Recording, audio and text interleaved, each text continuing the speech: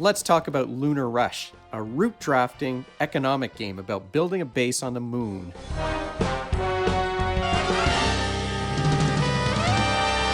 Welcome to Brains on Games. I'm Dr. Brian McDonald, and this episode we're going to talk about a game that was sent to me recently by the folks over at Dead Alive Games, a game called Lunar Rush, which is all about building a moon base. This is a game for between 1 and 4 players. You can play this one with kids age 14 and up, and games take about 45 minutes to an hour and 15 minutes or so to play. Let's take a deeper look at Lunar Rush from Dead Alive Games.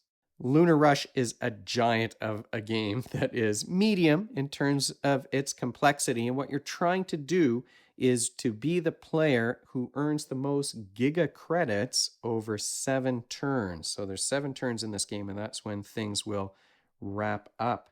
This is only one of several boards that you're going to be using in the game. Each player has his own player board, and they're going to need spots to stack up their spaceships, their rocket ships that are going to the moon to bring supplies up and down. And there's a marketplace that you'll have to keep track of. The marketplace is super important in this game, and we'll talk about that. It is a very economic game. And then there's an initiative order and turn tracker that you're also going to need to use. So there are lots of moving parts here. And honestly, before I played this game, I watched a how to play video, and it was about a 10-minute description of how to set everything up. It might look a little bit intimidating, but once you play a couple of turns in this game, everything becomes very clear. So it's not as hard as maybe it looks from all of these different pieces that I'm going to show you today. You're trying to earn these victory points, these giga credits through the game, and you're going to do that primarily by creating resources within your moon base and then selling them in the market on Earth. The Earth market has prices for everything that you're going to be selling, and the prices change as you sell them. The more common things become on Earth, the less valuable they are. But there are multiple markets that allow you to adjust or tweak the difficulty level of the game a little bit. So you're traveling with these rockets up and down, and you're bringing supplies to your moon base, and you're selling resources that you've created in your base once you get back down to Earth. I said at the beginning that this is a route drafting game, and you can see that there are several routes going up and down here. So we've got Earth down here at the bottom, and there's some astronauts down there. I don't know if you'll be able to see them on the camera, but there are routes that are going up towards the moon, and then there are down routes that are coming back to Earth, and these are the ones that are going to bring your supplies back that you can sell. Now, how do you draft those routes? Well, you're going to bid on them. So each player is going to have a small deck of cards in their player color that's numbered from 1 to 5, and simultaneously you're going to choose one of those bids. You're going to place it face down in front of you, and the higher number is the one that's going to go first. You're bidding for initiative, so you get to choose your route first if your number is the highest. But these numbers represent giga credits that you have to spend. So once everyone's revealed their cards, you're going to drop their points down by the amount of credits that they spent to win that initiative. Now, at first, that's not a lot. We're talking about between 1 and 5 credits, but by the time you get to the 5th turn, it multiplies by 2. It multiplies by 3 on turn 6 and by 5 on turn 7. So you could be spending up to 25 credits to go first in this game, and those credits are your victory points. So it's really, you need to think about how do you want to spend those, because you're losing points in order to go first in the game. There is a fast route, and that's going to get you to your destination in only 1 turn. A medium route that's a bit slower takes you 2 turns, and a slow route that takes 3 turns to get there. The trade-off here is that on the fast route, you can only carry 2 items up to the moon. You can only bring 1 item down on the fast route. It's 5 items up and 3 items down on the medium route, and then you've got 9 items and 7 items on the slow route. So it's kind of a trade-off between the speed, how fast you want your ship to get to its destination, and how many things that ship can carry to its destination. In turn order, each player is placing their ship on that route, and you get to place 2 ships each turn. So these things are going to fill up pretty quickly. In a two-player game, there's going to be one route that gets closed. So there's only an exact number of routes that are based on the number of players in the game. I didn't mention this at the beginning. Like I said, there is a solo set of rules for Lunar Rush, but you can also use that AI player as an extra player in the game. So you can add a third player when you only have two people actually playing. Once you've decided on your routes, and I've placed one ship going up and one going down, often that's the way that it's going to work, but you could decide, oh, I need a lot of supplies at my base. I'm going to put two ships going up and none going down on this turn. Then you can load up those moonbound ships, and the resources, the Earth resources are free. You don't have to spend anything or burn any resources in order to pack these onto your rocket. You just pack them based on the number of items your ship can carry. That might include bringing workers up to your moon base. These little astronauts can go on there. A maximum of 2 can fit on any of these rockets, and then you fill up the rest of the space with supplies. And like I said, the Earth supplies are free, and cleverly all the Earth supplies are cubes. It makes it very easy to tell what's what. Now, once everybody's loaded everything, and you can do that simultaneously because it doesn't cost anything here. You don't have to keep track. You just have to make sure that you've got the right number of items in your ship. Then you move those moonbound ships in order of the speed at which they're supposed to go. So you're going to get one ship going up in one turn. That's carrying my one astronaut who's going to be able to go into my base, into the habitation module of my base. And then the other one's just going to move part way there. And then next turn, that ship is going to arrive. Although I didn't fill it up here, so it's not going to bring anything. But typically, this would be filled with 5 different things that you need for your base. Then the moon phase is going to start. The first thing you can do on the moon phase is you can bid on or buy one of these gold modules. Now, these gold modules are very expensive for you to put into your base, but they give you an amazing superpower that you can use for the rest of the game. You might be able to use only one astronaut to produce a ton of some kind of a resource on your base, for example. So these things are expensive, and they're shiny, so they're worth a lot, but they do give you some very powerful ability as you go through the game. There's only going to be a limited number of those. There's 8 that you put at the top of the table out of this whole entire deck. So the different modules that will be available each game is going to change. Once everyone's decided if they're going to get a gold module, well, then you get to build and produce, and you can do that in any order. And the way that you do that, it's a little bit of worker placement here. You've got these astronauts that can be placed around your base that can, in the solar array, for example, they can produce energy. You need energy to do your mining and to refine your ore. And you're going to need to put some workers into life support, because you need life support in order to keep those astronauts alive up there. If you do not have enough life support to support, you need one of those little leaves. So you've got a tracker up here at the top for energy and life support. You need one of those for each of the astronauts on your base. And if you don't have that at the end of your turn, astronauts are going to die. Not only will those astronauts be removed from the game, you're going to lose 25 gigacredits, 25 victory points for killing off an astronaut. Now, you could send an astronaut back down to Earth instead of filling your rocket with other resources, so that might prevent you from losing those points, but then you have to ship them back up again if you need that worker on a later turn. Then you load up your resources onto the ships that are going back to Earth, and then you sell those in the marketplace. And I'm going to show you that marketplace because this is a really important part of the game. Most of your victory points are going to come from selling goods in that marketplace. If my earthbound ship arrives with, say, 3 of these bars here in the ship, and the marketplace looks like this, I'm going to sell those 3 bars for 22 gigacredits each, and then the bar is going to move down 3. And now the next time someone sells those bars, they're only worth 18. It's going to continue to go down. It can't go down lower than 12. So you've got a little symbol at the bottom that shows an infinity symbol that shows no matter how many you sell, it's not going to go lower than this.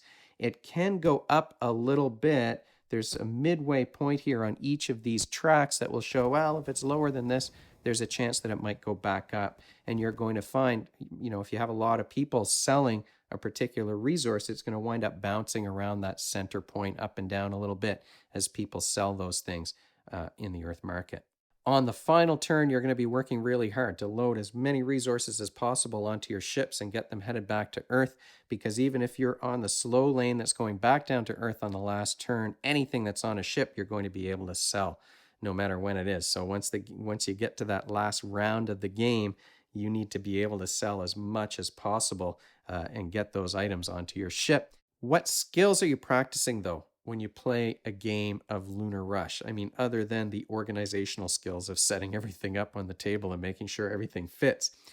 This is a game that is going to involve a lot of mental math and working memory skills. Now, working memory is the whiteboard in your mind where you keep information for manipulation. That's where, if you are doing mental math, you're keeping track of those numbers. As soon as you're adding them together, though, you're working with those digits in your mind. And so you're thinking about, well, how many points am I going to get if I send this down to Earth? You have to keep track of multiple things because there may be multiple ships going down. And if they're selling the same thing, you've got to look and say, well, if he sells his 3, that's going to drop the price down. I'm only going to get this much. Is it worth bringing it this turn, or should I save it for a later turn when things rebound a little bit? So there is a lot of working memory involvement here. You're juggling a lot of information in this. You're not just juggling all the boards and pieces. You're juggling a lot of information in this game as the market price changes and the number of items that you're bringing down really alters the price of things. And then the different speed at which you're moving things down gives you more to keep track of. You're also doing the math of how much should I bid? How many victory points should I spend in order to be the first person to choose my route? That is an important mechanism in this game. And I find it so interesting that what you're spending are the victory points in order to decide if you want to go first or second. So that, to me, was a really interesting use of those points, and it forces you to do the calculation. If I spend 15 points to be the first one to choose to move my ships back down, am I going to be able to recoup that investment by selling those things in the market?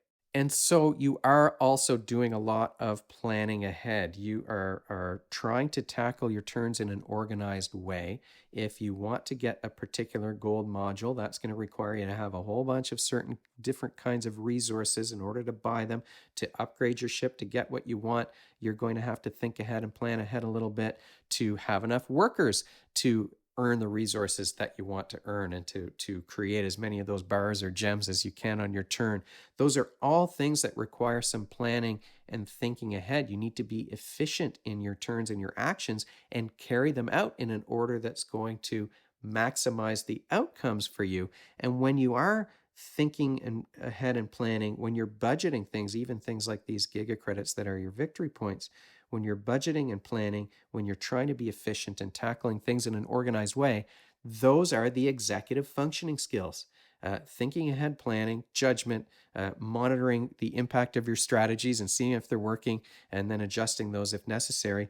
We are talking about executive functioning skills, and this game definitely has it in spades in terms of budgeting, not just the money that you're spending to bid on your turn, but also budgeting the resources and making sure that you have enough life support, for example, to prevent your astronauts from dying and being removed from the game.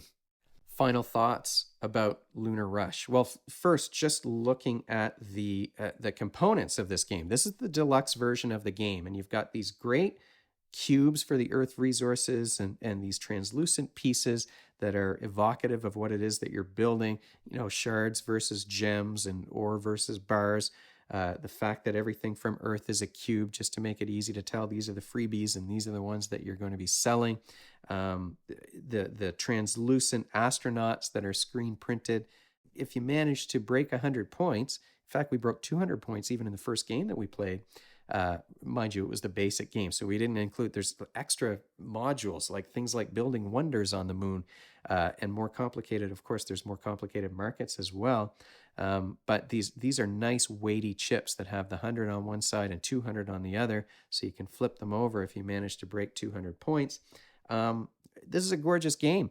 It's huge and it has great table presence, but it is definitely a beautiful game.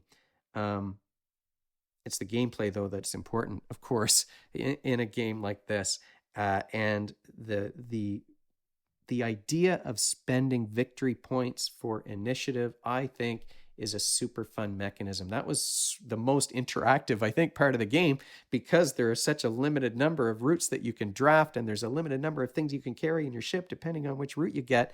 And you're spending points that might cause you to lose the game, especially later on in the game when those you're multiplying by 2 or by 3 or by 5. So I think that that's a great mechanism, and it really adds more interactivity, I think, than you typically get in a game where you're kind of building that you're building that engine in front of you that makes your workers' actions more powerful.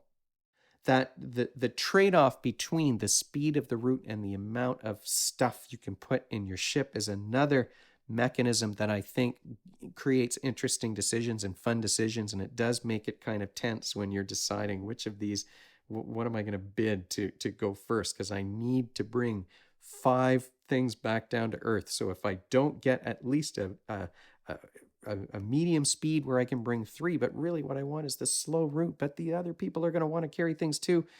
I think that's a great trade-off. I It is a medium weight game in terms of its complexity, maybe light to medium, because like I said, once you play a turn, it's really, it looks more intimidating than it is.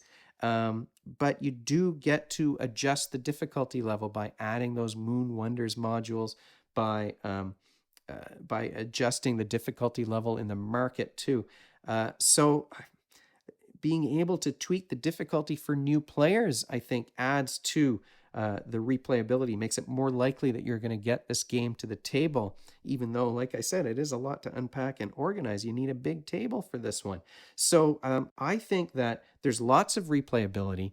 There's interactivity in terms of kind of eyeing the other guys and deciding what do you need to bid. There was one turn where the other guy, we were only playing a 2-player game the first time we played this, and my opponent, he didn't really care. He tried to look like he cared about what route he was going to get. He only bid a 1, and here's me bidding a 5 because I needed a certain route too. So he's kind of bluffing me in order to get me to spend more victory points in order to get my turn. So really, I think this was a lot of fun to play. The fact that there are certain parts of each turn that are simultaneous. You don't have to wait for everyone else to finish their turn while they're building up their base and producing their resources. That speeds things up and streamlines things too. So really, this was a winner for me. I think it's better with, so if there are downsides, there are a couple of things. Well, one is it's a table hog, so you definitely need a big space to play this game, but it does have that great table presence. So there's the trade-off.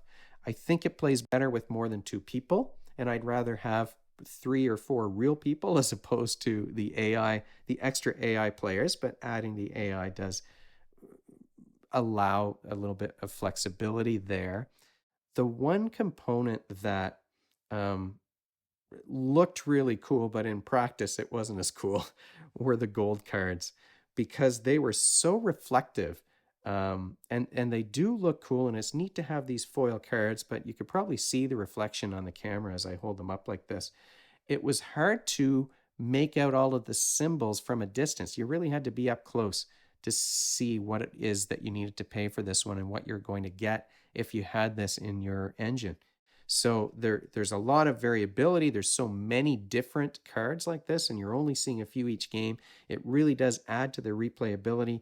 But even though they do look cool when you hold them up and kind of move them around, in practice, the reflections kind of got in the way. Now, your mileage may vary, depends on the lighting in your room, I suppose.